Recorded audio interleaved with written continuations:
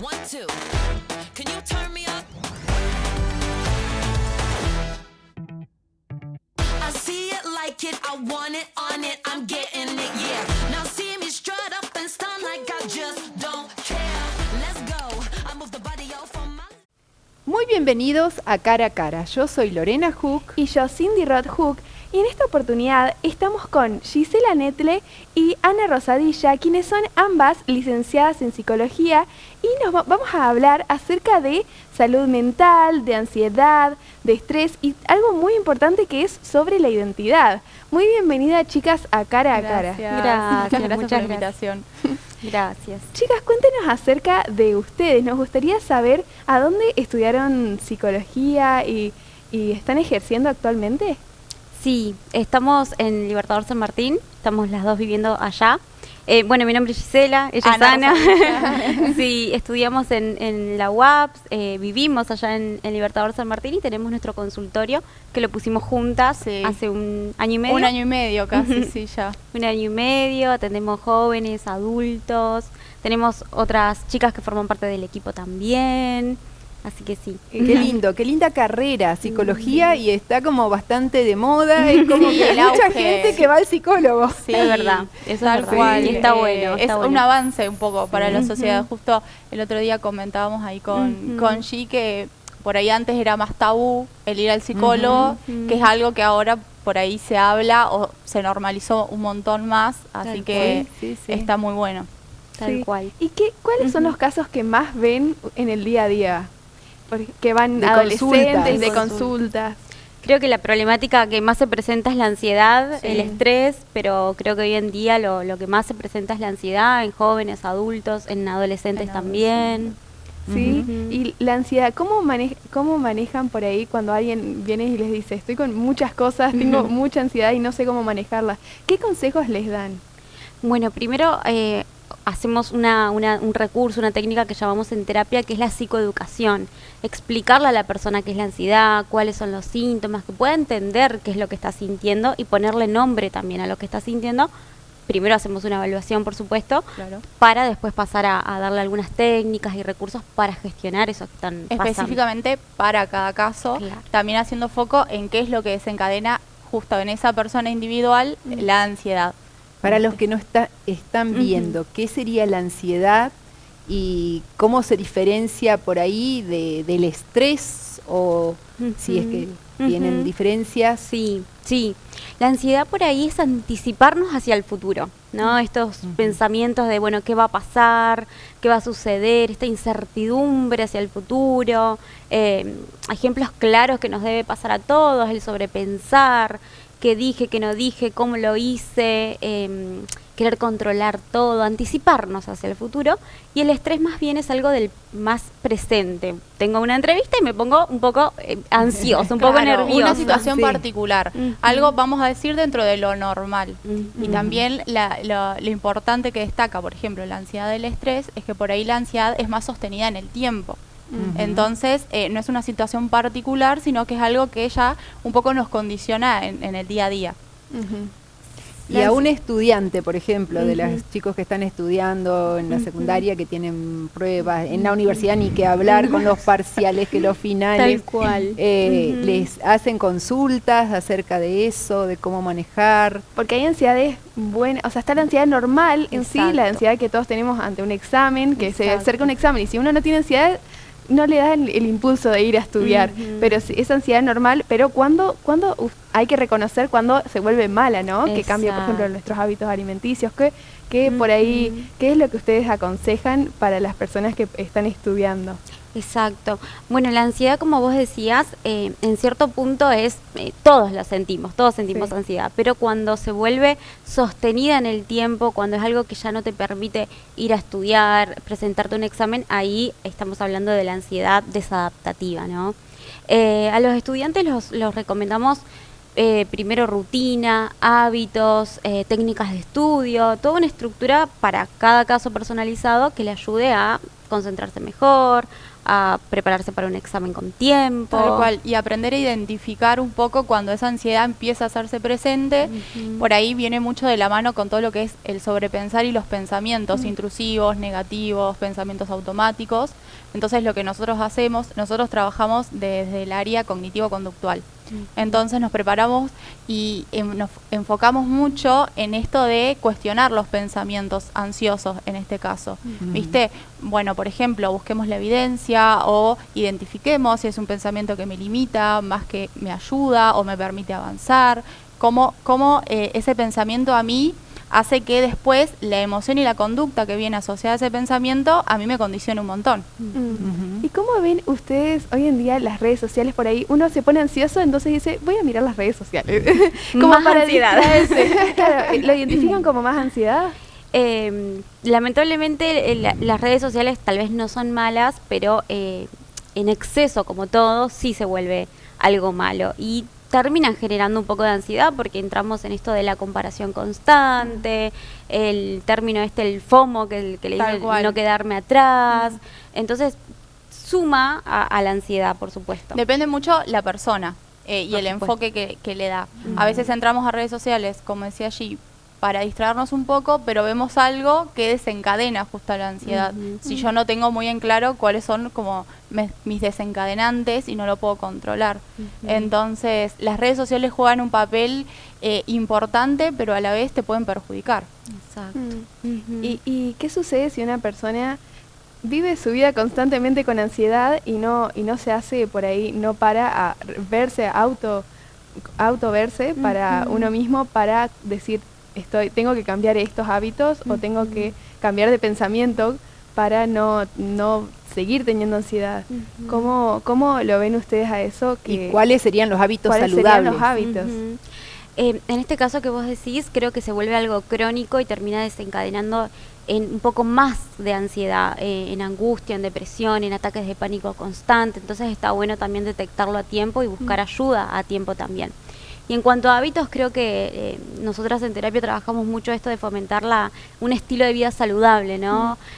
Hábitos de sueño, la alimentación, porque hay ciertos alimentos que también terminan desencadenando en ansiedad, el ejercicio físico, que es fundamental. La organización y la estructura, organización. sobre todo como vos mencionabas en estudiantes, Exacto. por ejemplo, la organización es fundamental para evitar la ansiedad. Si sos como propenso a esas situaciones, el aprender a organizarte y tener buenos hábitos de estudio en este caso, te ayuda al no colapso.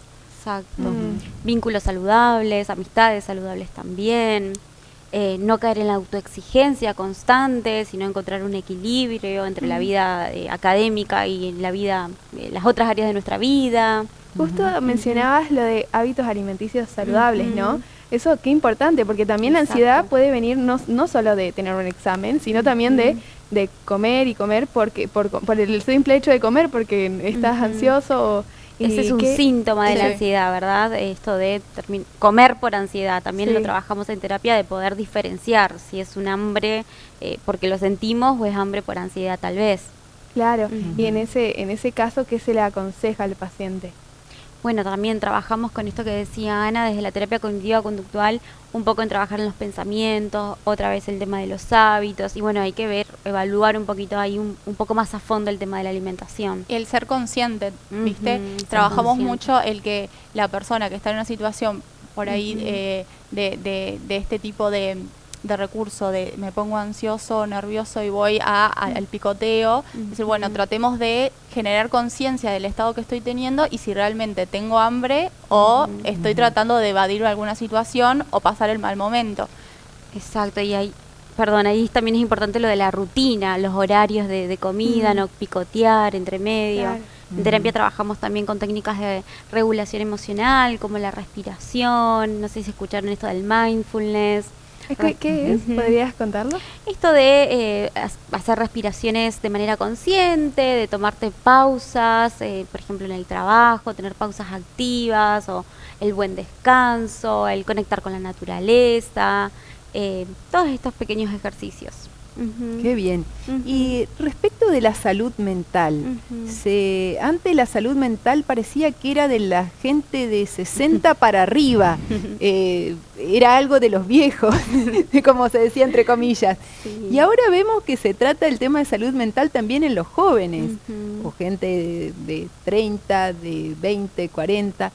Y ¿cómo definirían lo que sería la salud mental y cuándo hay carencia de salud mental o hay un llamado de atención, una alerta de que esa persona, bueno, puede caer en depresión o qué síntomas puede haber que son alertas? Bien, cuando los síntomas se mantienen en el tiempo, por ejemplo la ansiedad, la irritabilidad, la tristeza constante, yo te decía hace rato esto de los ataques de ansiedad o ataques de pánico, que son a nivel fisiológico los vivimos como palpitaciones, mareos, sudoración. Muchas veces hay personas que acuden a la guardia pensando que les está por agarrar un ataque cardíaco y en realidad es un ataque de pánico. Entonces, a la sumatoria estamos hablando de que hay una dificultad o alguna problemática de salud mental. Mira. Sí, y esto con respecto a la diferencia de edad, que antes por ahí se usaba más en las personas mayores y ahora lo vemos más en los jóvenes, incluso adolescentes, creo que tiene que ver también un poco con el cambio en la sociedad y que ahora por ahí no se espera tanto a tener un problema como tal, sino que uno va reconociendo determinadas situaciones y dice, yo no quiero llegar a tal punto, entonces voy buscando ayuda para evitar una situación, que eso es una de las cosas que nosotras en nuestras redes sociales fomentamos un montón, el que no es necesario llegar al límite, a un cierto punto de por ahí ya el estrés o la ansiedad me sobrepasa, o ya estoy en una situación de depresión, o ya estoy en una situación que no puedo controlar y ya me afecta en lo cotidiano. Entonces, para prevenir, voy a un espacio donde me ayudan y voy fomentando y trabajando sobre mi salud mental. Claro, uno para tener salud mental tiene que hablar las cosas, ¿no? Porque si no se calla, no ve los frutos. Tal cual. Exacto. ¿Cómo ven la relación hoy día de los padres con los hijos? ¿Ven que hay comunicación o esta tanta interacción en redes?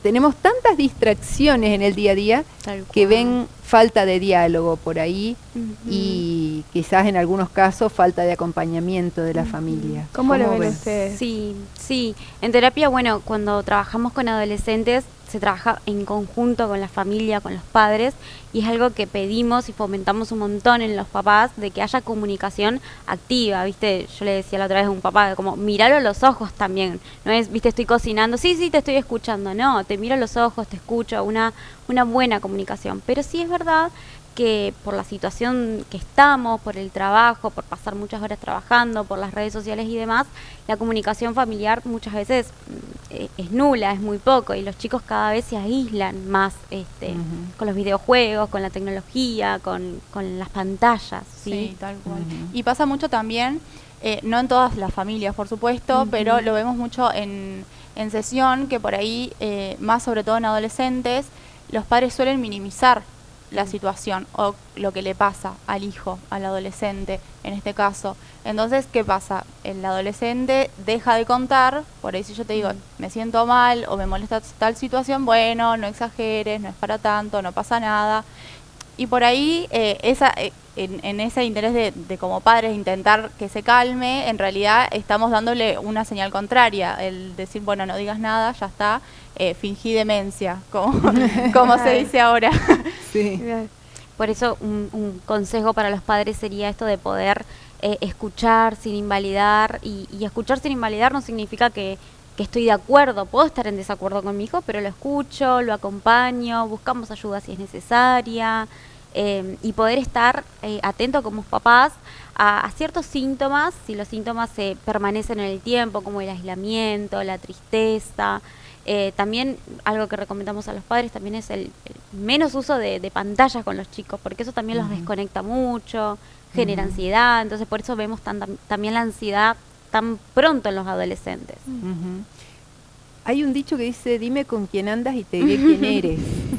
¿Cómo lo viven ustedes a eso? Tienen que, por ejemplo, cuando hacen las preguntas, hablar sobre las amistades, sobre de quién reciben consejos, como para a veces decir, bueno, me parece que esta amistad te está haciendo mal, tenés que cortar con esto, o identificar a la gente que por ahí es una mala influencia, digamos, y identificar quiénes sí son buena influencia. ¿Les pasa eso? Sí, tal cual, viste, cuando hablábamos hace un momento de esto de la ansiedad y decíamos que los vínculos saludables son también importantes para disminuir la ansiedad, porque bueno, hay ciertos vínculos que no nos ayudan, no son de buena influencia, nos restan, entonces sí es importante también inculcarles a los adolescentes vínculos sanos, vínculos saludables, para que cuando sean adultos también se vinculen de una buena manera, ¿verdad? Bien, bien. Claro, y por ejemplo, ¿cómo hablamos de identidad, por ejemplo? Ajá, hablando de identidad, Bien. a eso quería ir. Como hoy en día es polémica lo de identidad, pero espiritualmente hablando, ¿no? Que depende de qué mirada lo mires, ¿no? Pero espiritualmente hablando, lo de hombre y mujer, ¿no? Que por ahí, ¿qué es lo que ustedes ven que le está pasando a los jóvenes que están por ahí pensando cosas que realmente no van a la realidad? Bueno, hablando esto de las redes sociales y la tecnología, antes el adolescente vivía su crisis de identidad, simplemente. Ahora vive su crisis de identidad en base a las redes sociales, a lo que ve en el estímulo constante. Entonces, tal vez ven cosas en las redes sociales y eso influye positivo o negativamente en su identidad, o en esa búsqueda más bien de identidad. Claro, hay como una comparación constante también. Antes, cuando no existían por ahí las redes sociales, vos ibas y te comparabas capaz con tu compañero de clase, con tus pares, con las personas que vos conocías, no mucho más que eso.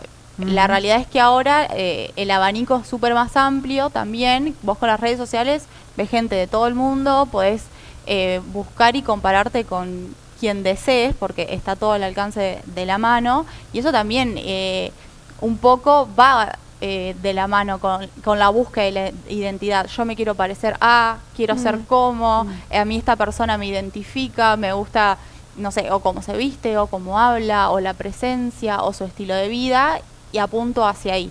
Entonces, las redes sociales como te ayudan, pero también un poco te incrementan en la ansiedad o en todo lo que tiene que ver con la identidad. Yo debería estar ahí, yo debería estar haciendo eso. ¿Por qué ella o por qué él y yo no? Claro. Y eso, ¿cómo lo ven por ahí en adolescentes? ¿Pasa más o pasa en todos los años? Adolescentes, sí, adolescentes y jóvenes adultos me parece también. Porque es esto que Ana decía, como veo que el otro está haciendo esto y yo no, o a tal edad tenemos que cumplir tantos estándares o ciertas cosas que lo impone la sociedad o las redes sociales. Tal cual, sí. Por ejemplo, yo veo mucho en el consultorio en jóvenes adultos jóvenes, recién recibidos o hace un año que arrancamos a trabajar, por ahí, está la exigencia de, bueno, me tengo que independizar ya, me tengo que ir de mi casa, tengo que tener un trabajo estable, un buen sueldo para poder, no sé, vivir solo, tengo que tener una pareja, tengo que los hijos, tengo que como si la vida fuera una especie de lista que tengo que ir cumpliendo con situaciones, y la realidad es que cada uno tiene su propio reloj, no es una carrera, cada uno tiene oportunidades distintas, tal vez también. Hay gente que tiene que trabajar y estudiar, hay gente que se puede dedicar solamente a estudiar, hay gente que se dedica solamente a trabajar, y las cosas van llegando tal vez en distinto orden para todos. También. ¿Y qué recomiendan, por ejemplo, a alguien que les dice, ¿no?, que se compara mucho con otras personas y por ahí apagar las redes sociales por un tiempo, ¿no? Es algo saludable, ¿no? Sí, ¿O qué otras recomendaciones? Ayuno de redes sociales. Sí, el uso moderado de las redes sociales también, no el exceso. Todo en exceso es malo, ¿verdad? Entonces, un uso moderado y esto que Ana decía, como entender que cada proceso, que cada tiempo, que cada historia es única. Y no puedo compararme con otro porque no estamos en la misma sintonía, o cada uno tiene historias de vida diferentes, entonces no me sirve compararnos, sino más bien mirar mi propio camino. Claro, mirar tu propio camino. Y con ustedes, ¿cómo alguien se puede contactar con ustedes? ¿A dónde las puede buscar? Trabajan en conjunto, ¿no? ¿Tienen un Instagram, puede ser? Sí, trabajamos en conjunto, creamos Comunidad hace 1 año y medio aproximadamente, que nos unimos para armar nuestro propio consultorio, para poder trabajar en conjunto, porque a veces en equipo es mucho mejor. Cuando sos psicólogo el trabajo es muy individual y a veces medio solitario, entonces trabajar con colegas es un poquito más lindo. ¿Y cómo ven lo de trabajar online? ¿Se está haciendo, bueno, por lo menos consultas a distancia? online? Sí, trabajamos mucho nosotros, tanto de manera presencial como de manera virtual. Atendemos no solo personas en Argentina, sino trabajamos mucho también con personas en Uruguay y de otros países. Contestando tu pregunta, ¿cómo nos podían contactar? En nuestro Instagram, @sicomunidad.org. Hay un enlace en un formulario donde pueden llenar sus datos y nosotros nos contactamos con la persona directamente con los turnos disponibles y se agenda enseguida. Y así, bueno. pero, o sea, ustedes hacen a otros países, en otros países hacen psicología. Sí. Wow. Sí. Bueno, la tecnología tiene sus cosas buenas, digamos. Claro, por Zoom, por Meet, una cosa así. Claro, que te podés ver. por Meet. Sí, Por sí, Meet. sí. Ujú. Y sí, vamos atendiendo gente de otros lados y esas personas te van recomendando y van llegando pacientes ¿Hay también del algún exterior. caso que hayan tenido así que recuerden como que de una persona que estaba mal, que pudo salir? Sí, hay muchas historias de pacientes que, bueno, que podemos acompañar, ¿no?, en su proceso, y cuando uno da el alta es muy satisfactorio a nivel profesional porque ves los avances de la persona y demás, pero es muy lindo cuando uno puede ver esos logros y esos avances en el paciente, ¿no? Y cada uno tiene procesos diferentes. Capaz hay personas que les cuesta 1 año o hay personas que les cuesta Tal cual. un Es mes. súper individual, súper Es individual. Sí, sí, súper individual. Sí, ¿Y cuándo ustedes se dan cuenta que una persona ya está apta, ya recibió todos los consejos y los... Y ya le dan el alta. Claro, le dan el alta. Es difícil, porque... es difícil. Bueno, por ahí cada psicólogo tiene como su manera. Sí. En lo personal, lo que nosotros hacemos cuando se hace la primera entrevista, cuando tenemos la primera sesión, fijamos lo que se llaman objetivos terapéuticos, que es, bueno, ¿qué espera la persona de este espacio? ¿Qué espera llevarse? A veces acá la gente te sorprende también, ciertas herramientas, algún tipo de escucha en particular. Entonces tal vez no se hace en una sola sesión, vamos fijando los objetivos terapéuticos. Y a medida que se van cumpliendo, nosotros vamos dando cuenta, bueno, ya falta poco, a veces se suma otro, porque la vida es así, pasan cosas, pero por lo general cuando se cumplen los objetivos y la persona ya puede resolver por sí sola, ya tiene todas las herramientas que necesita a su alcance para usarla ella tranquila, entonces ahí es como... Nosotros damos el paso al costado y la persona sigue en soledad. ¿Y hacen terapia de parejas, por ejemplo, con matrimonios, con parejas que necesitan ese acompañamiento de a dos? Sí, realizamos terapia de pareja, terapia familiar, porque muchas veces llega a consulta tal vez un adolescente y nos damos cuenta que hay que trabajar en conjunto con la familia, terapia individual, infanto-juvenil, pero sí, en pareja es importante por ahí trabajar con la pareja para buscar resolver algún conflicto o alguna cuestión que esté interfiriendo en la vida de la pareja. ¿Y cuánto tiempo dura una sesión psicológica?